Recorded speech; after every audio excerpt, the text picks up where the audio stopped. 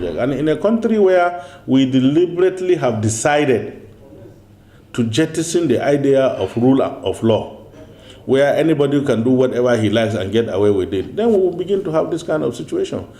Let me tell you, even those who claim to be responsible and representing some sections of this country, who are busy promoting and creating things that do not exist, either under our constitution or our law, or what the country as a whole has not agreed onto, are still doing so. We've had people calling for physical federalism, we have had people calling for restructuring, we have had people calling for true federalism.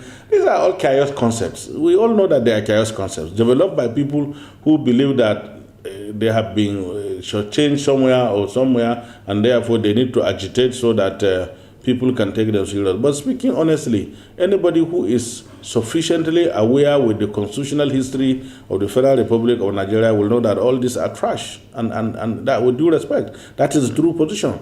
The founding fathers of our country never anticipated that one day, people will be agitating for what does not exist.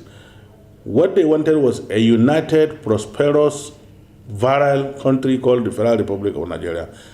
And they all work towards that in spirit, in the open, and behind closed doors. So anybody who claims to be, let's say, a follower of Awolowo, and today he's canvassing for physical federalism or true federalism, which he himself will be in difficulty to define if you ask him. Go and ask those who are talking about physical federalism, what is it? They can't define it. Go and ask those who are saying restructuring, what is restructuring? They are in difficulty to determine. Go and ask those who are talking about physical federalism, go and tell them, they will tell you, no, they will only mention the concept, but what is the definition? We are in a country where everybody can expose his ignorance and sit upon it and even dance his own foolishness, and it's celebrated. So we have to continue to contend with that until such a time that people begin to understand the fact that these are not genuine agitators. They are people in pursuit of personal interest.